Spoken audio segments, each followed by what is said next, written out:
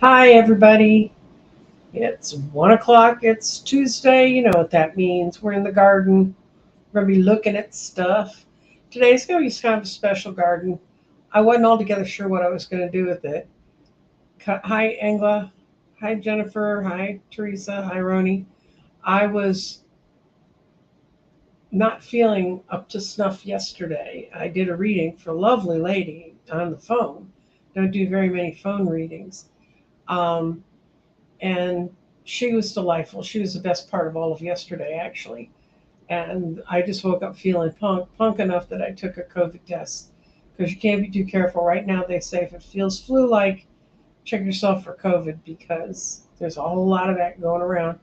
And I'm a week and a half away from having my next booster scheduled, so I'm kind of holding on to that. But I got some very interesting questions in the chat, and I'm going to answer the questions that in the not in the chat, the questions that were in the comments, and I'm going to go through those, and then when I'm done with those, and I'm going to use a pendulum more than anything else today, and you'll see why.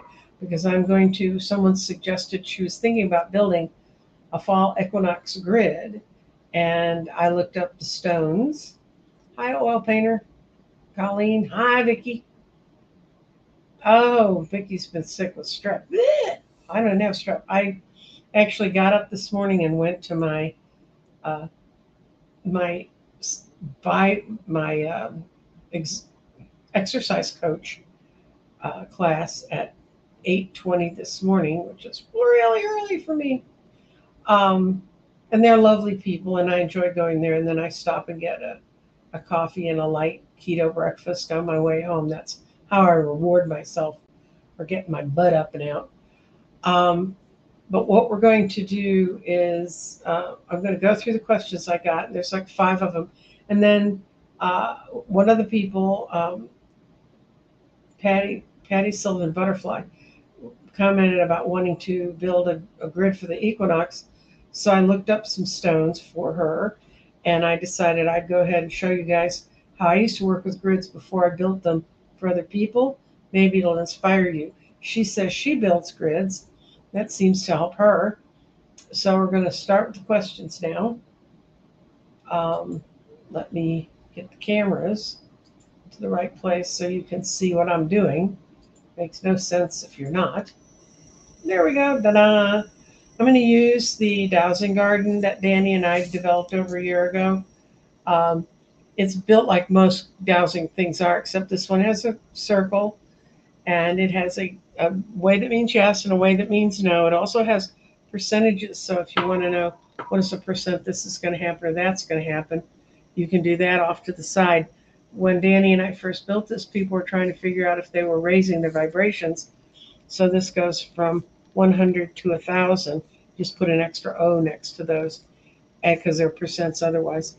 And you can see where your vibrations are. And it's got a little vibration scale here, which because of my setup is impossible to read, but it starts at the bottom, which is the lowest vibration. It goes up to the top, which is 1,000, which is uh, being in charge of yourself, feeling how things are going on, full consciousness. It starts with shame and goes up to full consciousness. And it's a well known scale that we just stole from everybody when we built this. And if you'd like one of these, you can go to resources on my crystaldirections.com website. There's a little folder called resources, and this is a PDF, and you can pull it down.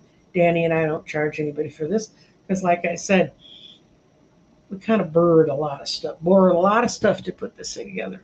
Okay, you can actually look for directions, and like if you think I'm having bad feelings, where could this person come from? So if you want to spy on your friends, there's a lot of things you can do with this grid if you really, I mean, with this Dowsing Garden if you really look at it. But we're going to start there, and I'm going to create a banner at the bottom to explain what I just told all of you. I'm on my own. I'm having to work the questions out myself. I will be able to come back to the chat when I'm finished where I am on my what I'm looking at. Okay.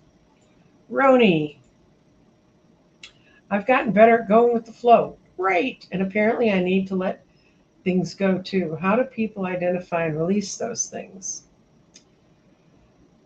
Okay, a lot of that, it's really it's healing your own soul.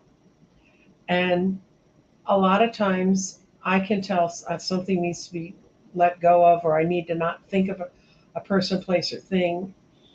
It'll come into my mind and I'll realize I'll feel in my heart that it's blocking my heart. And then I'll know it's something and I need to concentrate on letting go of. I have a few friends that I'll talk to them and I'll say, do you feel like I'm more distant from this than I was before? That's not one of those things I'm really good at doing myself. But if you do meditate and identify the people, then you ask your guides. I'll ask Frank or Addie, my guides, to take care of it. Mostly Frank if I want to get rid of something, because Frank's very protective. I also use Frank when I do my workouts with the exercise coach. When you get to the last two where you have to keep your push even and in a little line, I'll ask Frank for a little bit of help because I'm not good at that either. But anyway, let's see if that advice I just gave Roni is this good advice for Roni? It says yes. And you could use a grid like this too. You could question whether something is good for you or bad for you. The other way you can release things, Roni, I don't know if you've ever heard me talk about Saint Archangel Michael, but you call in Archangel, you get in a calm space, you get your body slowed down, and you invite Archangel Michael in. And then, if you know much about any of the other archangels, you can invite in another couple of them to help, you with the process. The first time I did Archangel Michael was 9, 10 years ago. I'd heard about it for years at psychic fairs, and I thought, oh, that sounds like so much BS. I learned a lot of things I used to think were so much BS are absolutely not BS. And I would I called him in and I asked him to cut the cords of energy attached to me that I no longer needed. And it was really weird because I wasn't sure what I thought was going to happen. But I asked him to swing his sword above, below, to the left, to the right, to the front, to the back. And if you think about it, that completely creates a cube where he's cut from all directions to remove anything that's overly attached to you. And I was sitting there thinking, well, I wonder what's going to happen with this. So I said it, and I actually felt pings in my body as cords that I had carried for too long were being cut away from me. And it's an incredibly releasing thing. So you can try that too. That's another way to resolve these things. And that will help you go with the flow, because when you're not dragging all those cords around with you, it helps. On 9/9 this year, an eagle came to me in a moment. The moment I closed my eyes for sleep. It startled me so badly due to how instantaneous it was that I bolted up out of bed and I said, oh no, now I'm scared. And then I couldn't write the rest of what she had. But anyway, she wanted to know what was the significance of that. And what I would tell you to do is to go Google spirit animals and Google the eagle. The eagle's a very powerful spirit animal. And it could have been coming and telling you, now is my time to be with you in your life. And they don't mean to scare us. They think the energy they have is that we're ready to accept it. Now, it may have been that eagle's been trying to show himself to you before 9/9 this year, and you weren't paying attention. So it got your attention, didn't it? That's what I do. I would suggest strongly that you come up with it. And I'm going to ask the pendulum if the eagle is now your spirit animal. Is the eagle now her spirit animal? Is the eagle now her spirit animal? It's almost your spirit animal. It's just a little bit. It's moving in. It hasn't come in completely. You have to invite it in and accept it. And they're wonderful. I mean, they're great, powerful creatures. Okay, and then okay.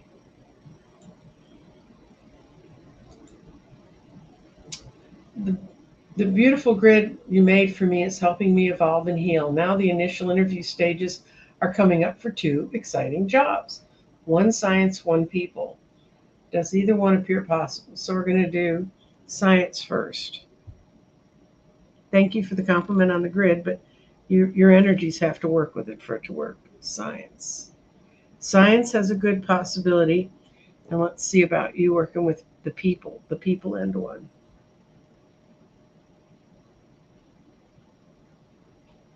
It's not as sure because it went over here towards no as the science one. I think for sure you got the science one. The people one, I think you're going to have to work on that yourself and decide if you want the people job. I think you think they're both exciting, but I think you know the science one better. That's the impression I'm getting from what the pendulum just told me. Let's see. We're going to try to go over percentages. I haven't done this for a while, so let's see. What's the percentage chance of her getting the science job? It goes over to 100% over here. What is the percentage of her being pleased with the people job? It's 50%. So like I said, there's something inside of you that you're more sure about the science job than the people job. And so I'd think about that for the second. I gotta go back and look. Okay. One of my questions disappeared.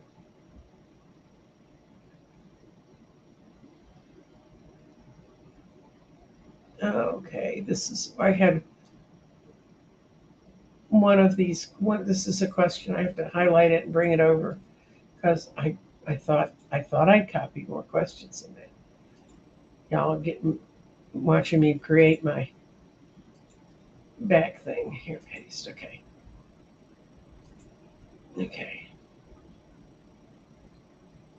Okay. This is one that disappeared. I don't know why, but it's here now. Okay, you answered a question I asked about past lives last week. You said most of my past lives are male.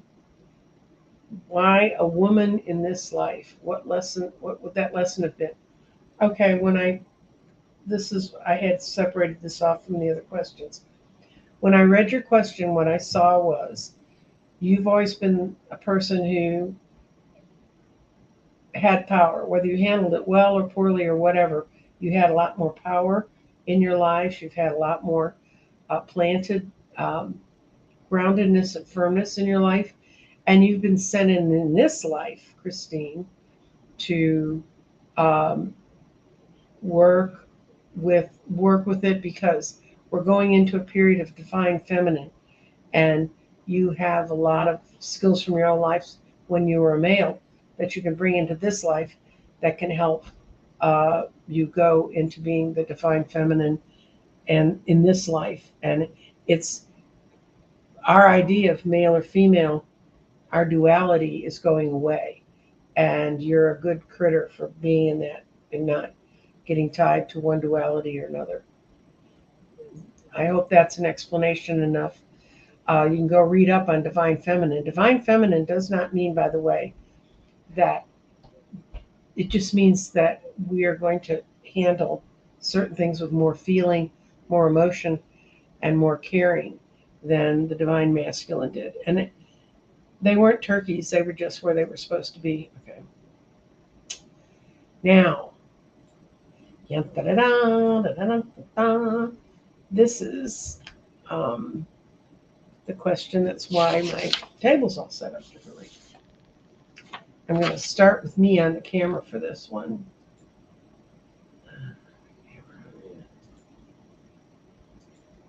Okay. I got the question that you see on the bottom from Patty Sylvan Butterfly. I'm considering making a crystal grid for the upcoming 923 autumnal equinox. Any recommendations on good crystals, types of layout, or energy to focus on the grid? And it so happened there's a guy named Ethan Lazzarini, and it's Ethan, like you Ethan. Lazzarini is Lazzerini, and he's in York, England. He's written a lot of good books. He also has 2 really good books you can just download. They're free PDFs. That were some of the first books I used when I started studying crystals.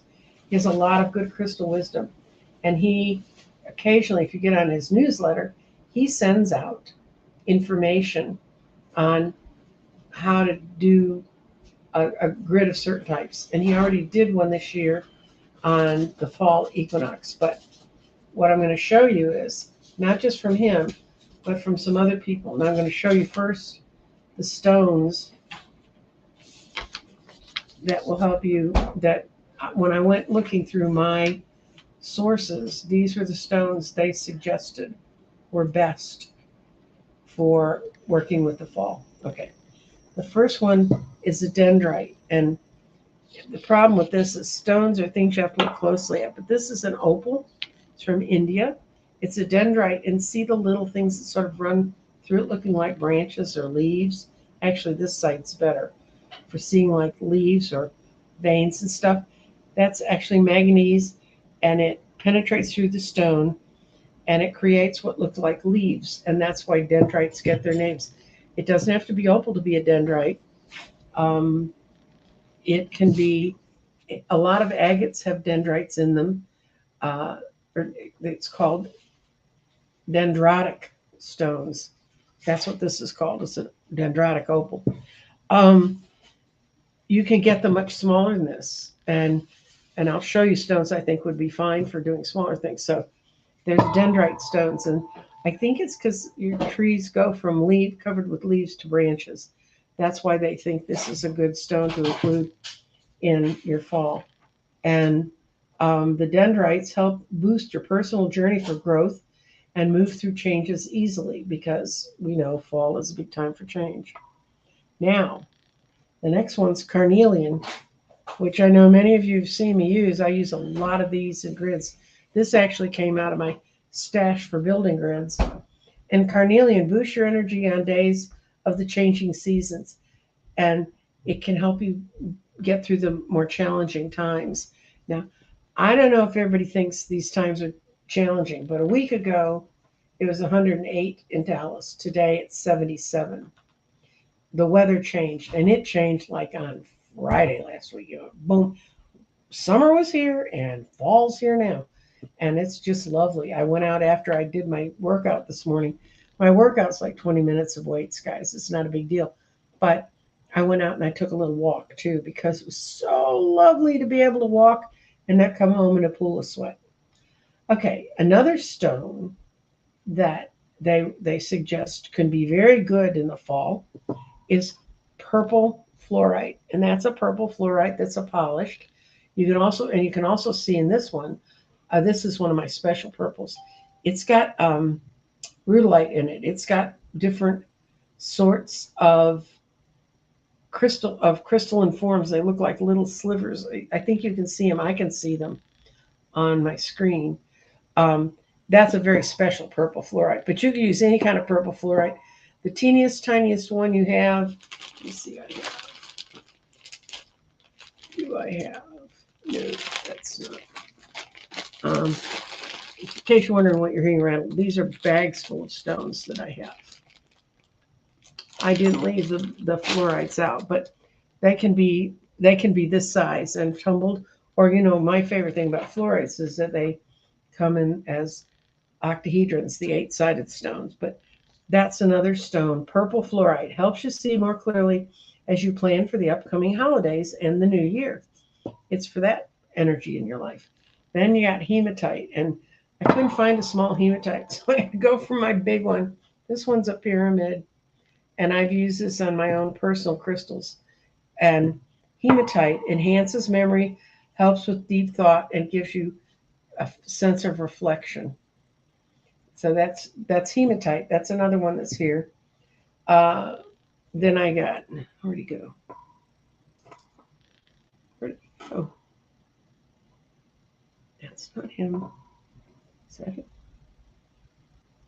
Yeah, that's a blue agate. And I'm sorry it doesn't look very blue in the light I have, but it's a blue agate. And blue agate's a creative stone. It's blue because it helps you talk, communicate, focus, and promotes creativity. So that's another stone that's good. You can include that's part of a fall lineup of you can put in your grid. Now we have moss agate, and this is very green. And like I told you, sometimes these will be just full of streaks and streaks of white and stuff, and you'll actually almost see little leaves in it. Moss agate refreshes your soul like a crisp, vibrant autumn day.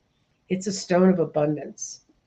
So, and then sunstone, and I didn't have a sunstone, but I found two that would work.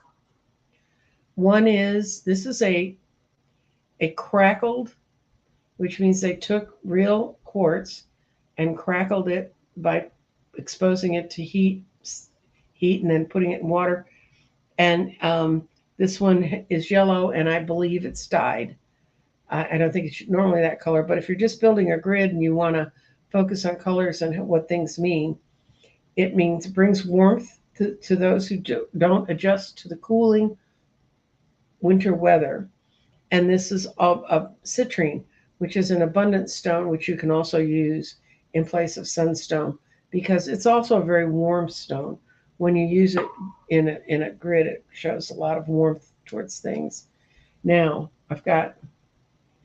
this is my red jasper, and I have a whole bag full of them somewhere here, but if you saw my office, you'd understand. It's somewhere here. And so I have this one. This is part of a set of stones I have when I teach sacred geometry. This is my pyramid stone. And red jasper is a grounding stone. It's also vibrant, helps those who are studying, and it gives you a sense of endurance like red does because it comes from your root chakra. That's where that one comes from. The other stone I thought should have been included with this is pyrite. Pyrite this is cubic pyrite. It comes from Peru. It's fool's gold. It looks like gold, but it's not. And I always like pyrite in the fall. If you hold it, it gets the warmth from your body. I like it as a grounding stone. And I think the fall's a time of year when we need to get grounded because we're going into the darkest part of the year. We're letting go of the sun, if you remember, a lot of these stones are referred to warmth, health, creative light. And we're letting the light go so we can go to the darkest part of the year.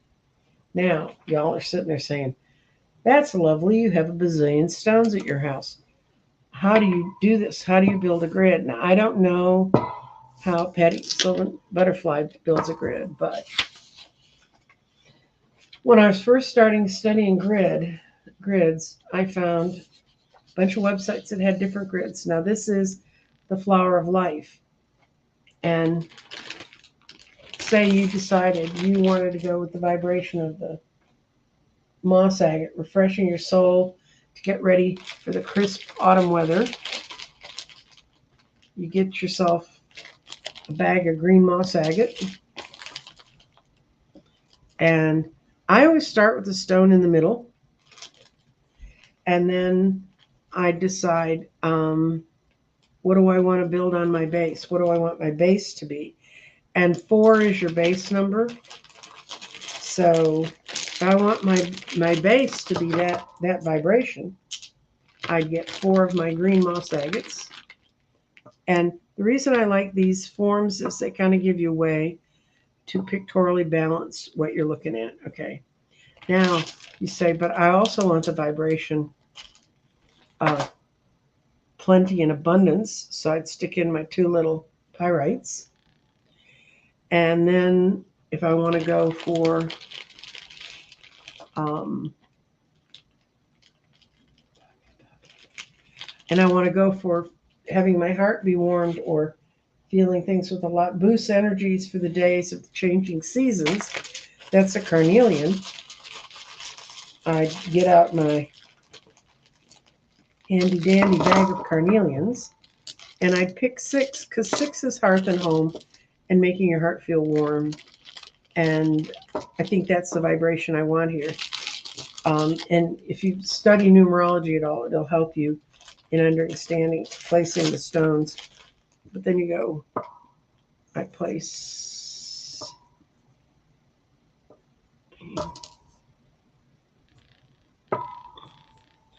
them like that. And lo and behold, I've got a grid for the equinox, if those were the sorts of energies I wanted to get. There are other grid forms that are out there. I hope I'm not boring everyone to death.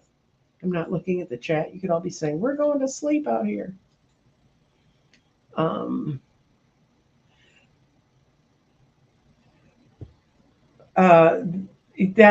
That's a great way to do it, to draw your big stones and then get helper stones, because basically this sets the intention of the whole grid, and this one and the others sort of feed it. So I'm going to split this one up, and I'm going to go to a different form.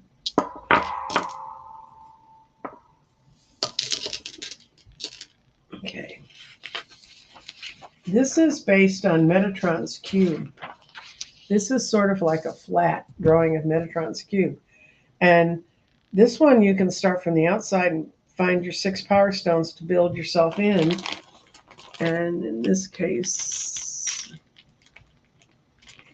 I'm probably going to go with, y'all ought to see me when I'm really building a real grid. It's crazy. I have about 10 different stones. I'm weighing them one against the other. But I think I'm going to use my crackled quartz, because I want that feeling you get from the sunstone warmth for those. Because as much as I'm so delighted it got cool, trust me, come back to my channel in January and you can hear me all gripe about how it's cold. Mother Nature and I don't get along that well sometimes. Okay, so I'm going to put my 6 sunstones out here. And they're crackly and they're pretty. When you can see them in real life, they're very, well, you can see it. I think they're showing up pretty good on the thing. And I'm going to put a clear crackled quartz in the middle, because I want clarity about my intentions for this fall. And if I really want prosperity, moss agate's good for that. It's refreshes the soul like a crisp, vibrant day. It's also green, so it brings in that element of the green that we want to be part of our days now. And I think I'm going to change my center stone after what I did. I think I'm going to put my little pyramid in the middle, because that's the red jasper, and that's for the grounding stone. Vibrant helps us for studying and helps you for the endurance. So, and I think that just looks very warm and inviting. It creates the feeling I want to have out of this grid. So that's the world's fastest lesson on how to build a grid. That's all I got to say to you guys. It's really quick, but you can see how fast you can do it if you have a lot of stones laying out. Where did I get the grid layouts? They came, I just found them on, I Googled sacred geometry grids, and that's where I got them from. And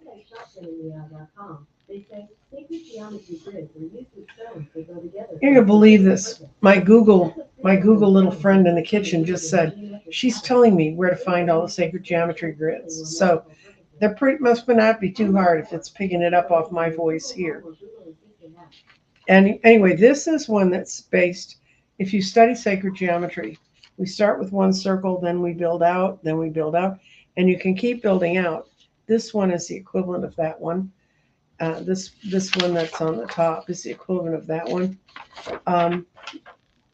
There was a whole, I think I paid like $3, and it was a downloadable PDF, and I could copy them, and I just have them all stuck in a folder called Grid Files. That's where I got it from. So I'm not sure if I didn't run through that so fast. Everyone's not totally lost at this point.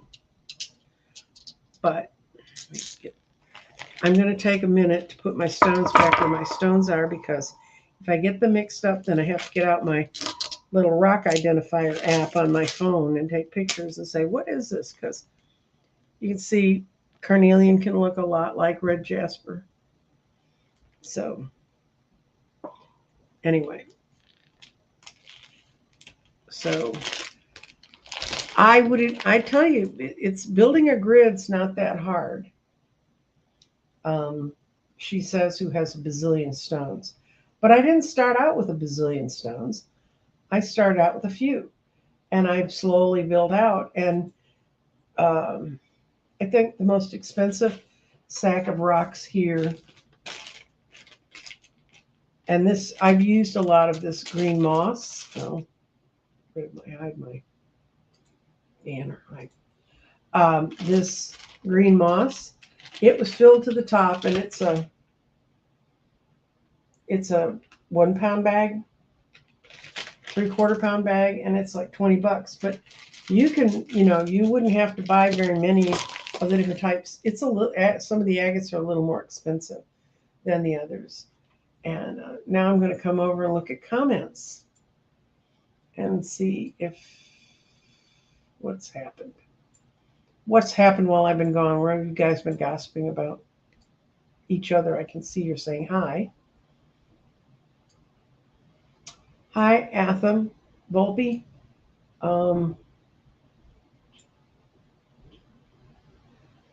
Okay. What do you think it means when you have dreams totally unrelated to your current life? Are these dreams that create, or dreams that create a kind of deja vu? I think a lot of times you're remembering something from a past life, or your mind is very creatively putting things together to try to get you to look at them. And I think that, that happens to me. There was a period last year when I was feeling, it was my own thing, but I was feeling kind of trapped about things. And I kept having dreams of wandering around places, and I knew where the entrances and the exits were, but I just couldn't find them. So, and I finally, after it happened enough, I just said, enough of this. And I just started dealing with some of the questions I wasn't letting myself have the answers to. I hope that kind of gives you an insight. Okay,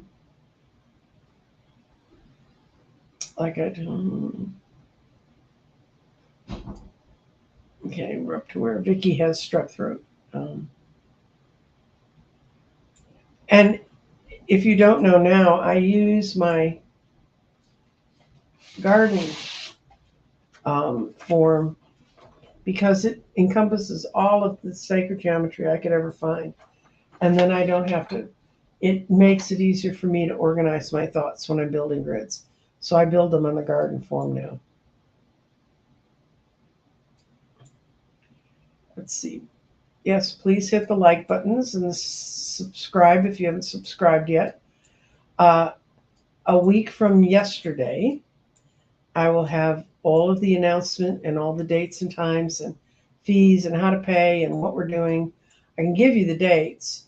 The day class is going to be on Friday at noon, and the night class is going to be on Monday. And it's going to be next Monday night will be the beginning of the evening 6-week tarot class that Jeffrey and I will be teaching. And we've already had, I mentioned it on Scott's channel, and a lot of the people from there came over and were asking for the information. And I told them they'll get it the same time you guys do, which is noon next Monday. I'm going to have a quick show. I'm going to have a complete announcement about it. I'll explain all the stuff you learn in that class. And I hope if you've had any interest in tarot, if you know tarot well, we can, I can I'll have if you have questions about the class, next Monday is going to be the day to ask them. He goes, I saw some geese flying in a V sign, but one of them was white. Is this some sort of sign? It was flying north. I thought the geese flew south in the fall. Shows what I know about geese. Um, I don't know, Madu. I'd look at where you were and what you were going and how you were feeling, and it could very well have been a sign sent to you to make you consider what's going on around you. Pulled you out of your normal think, which 99% of what we think, we're sort of programmed to think. It puts you in that 1% of right now, which is really a beautiful place to be. Because they say, the past is past and the future hasn't happened yet. All you got is right now. And okay, Tammy's says, I know these grids are powerful for those of us that are sensitive to the vibes of crystals like hematite. Are there some we shouldn't use? Crystal combos that we shouldn't use together? I'm not going to get into that right now, but there is a point where you can if you put together a crystal and you say, I want lots and lots of energy. So you look it up and you find a crystal that gives you lots and lots and lots of energy. And you put that right next to your bedstand, right next to a crystal that's there to help you sleep. You're probably going to have some confusion about that. I mean, it's what it is. I do have a show on crystal chaos. I'll go dig up my notes on that because I was thinking about doing it again because I have a lot more crystals I can use as examples in studying that. It's a good idea for a show. I'll put it in my file.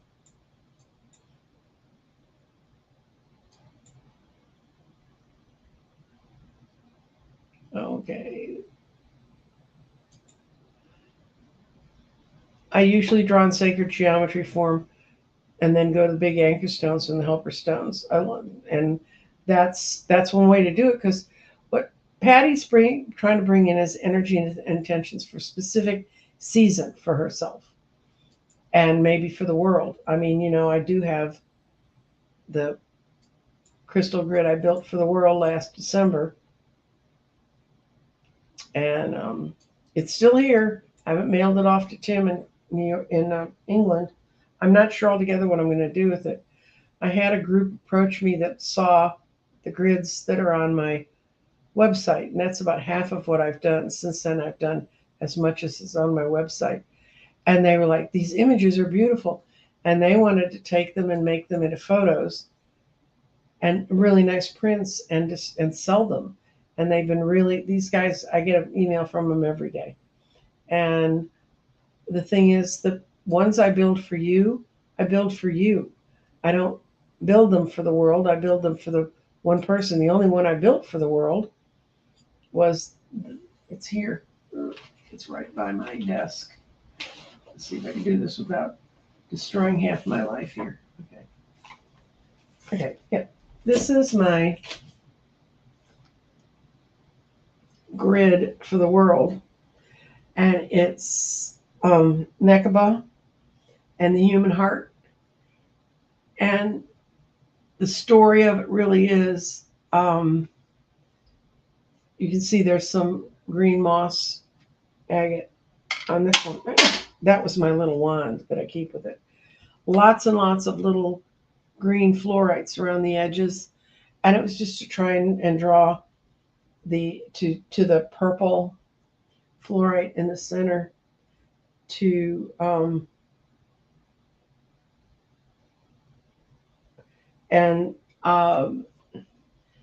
our intention with this one was to try and bring clarity and some peace and some healing to the world.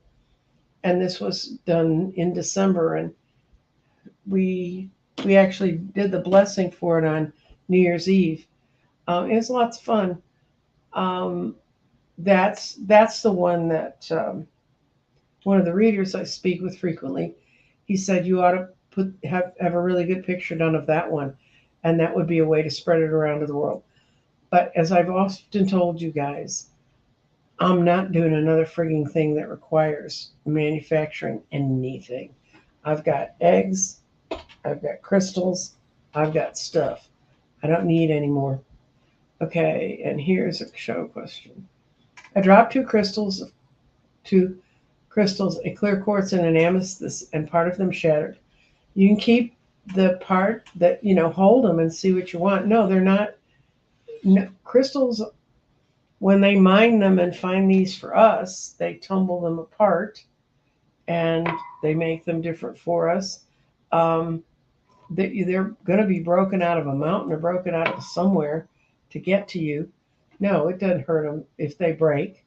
You might want to be careful about shards, but other than that, and yeah, they're useful if you can feel the energy in them. We actually program a lot of the energy. I mean, every person who has a crystal programs a lot of the energy in them. And one of the things I used to do when I worked at the vintage clothing store was I would look at jewelry that had been brought in to be sold. Sometimes it was costume. Sometimes we'd find real gold and real diamonds and stuff in them. But we smudged every single one of them because the person who wore them, their energies in those stones.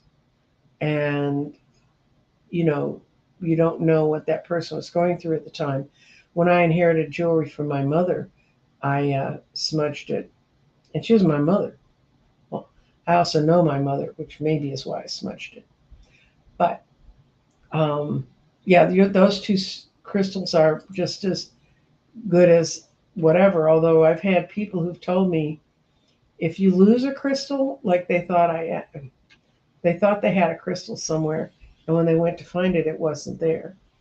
Um, if you lose a crystal, it means it's no longer of use to you. That happens sometimes with crystal that's in jewelry.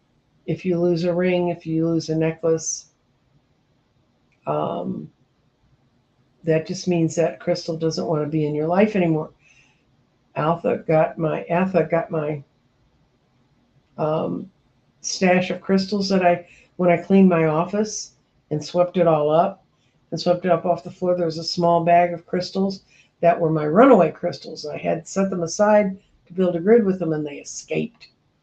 And so she's got them now, and I smudged them before I sent them to her. I presume she smudged them to welcome them into her world. And she has a whole lot of fun little different stones that she can play with.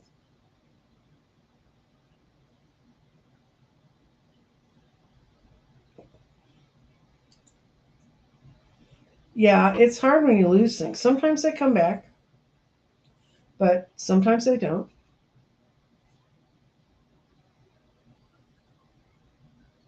And this also happens. Sometimes I've had stones that I had a bag of carnelians and they were just the perfect size for me to fit on grids, which is why I bought the bag. And when I got it home, they all started breaking. And I think I only got 3 of those ever on a grid. And I have a bag of broken carnelians now. And carnelians are very sharp when they break. Some stones aren't as sharp, other ones are more sharp. But and I've never figured out what to do with that. I still have it in my drawer. It'll be there until I want to have a drawing one day, I guess. And okay. Yeah, smudge them when they get there, kiddo. And I'll check. And I mailed it on regular mail, not the kind you can track. So no telling. I sent 2 packages, the same things, 2 grids to Canada on the same day. They both got them the same day. One was on the East Coast, one was on the West Coast in the Western provinces. The one on the East Coast, her stones had fallen off. The one on the West Coast said everything was just beautiful and she fired it up. She couldn't be happier. And I packed them the same way. They were built the same day. They had the same glue.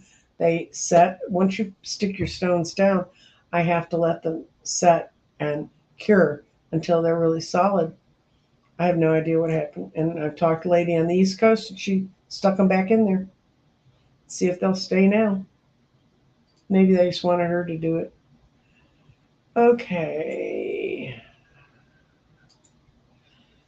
Well, guys, like I said, I was not feeling great yesterday, and I did go exercise this morning and I did go for a walk, but I can kind of feel myself fading, and I'm doing a lot of work on getting my tarot class together.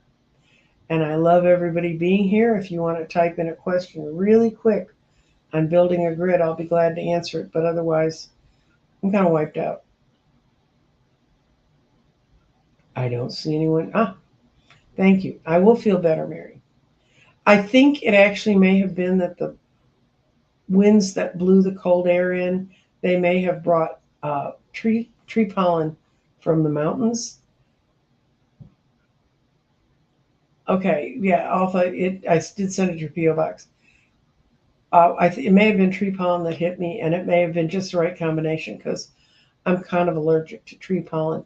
And you get used to the pollen you grew up around as a kid, but everything down here is not Midwestern. Um, Except I'm deathly allergic to goldenrod, which I did grow up around.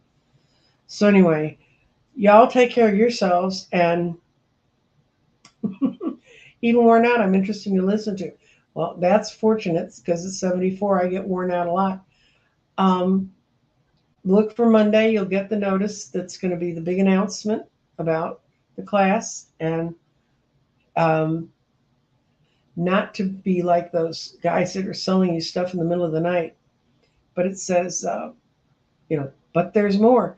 Actually, there's only 15 slots in each class because I've been to some large classes, and I can't imagine teaching this subject in 2-hour increments for over 6 weeks and giving you the depth of knowledge I want you to have.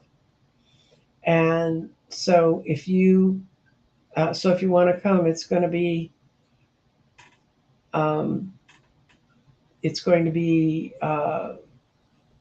I'd suggest you sign up soon because I have a list of people who contacted me. They're also getting the same sheet you're going to see on that Monday. And 5 of them have committed to coming to the class. So we only got 30 slots. And now I'm hearing about everybody's allergies. Ooh, I can't imagine being allergic to shellfish. I'm going to have seafood chowder tonight, but feel sorry for you. And you live in Florida? Ooh. That's like living in Texas and not being able to eat beef. I mean, other than by personal choice. Anyway, I'll see everybody next Monday. If not, I don't think I'll see you before unless something extraordinary happens. And if you haven't seen it, and I'm not sure it went up on my channel correctly because I haven't seen it on my channel, but Danny and I did a show last week on blue zones. And blue zones are areas where people live to be over 100 at a much larger percentage than other places in the countries they live in. And there's 5 of them. And it works out, they kind of came up with 9 ideas of why they live that way and how choices they make. If you haven't seen it, go see it because they've actually recreated a blue zone in the US. They took those principles, applied them to a small town in Minnesota, and they did it like 5 years ago. And the people are still doing it, and they are seeing a definite change in people's health. So it's something I think is interested in looking at. And other than that, I'm going to go. Y'all have a good day. Bye.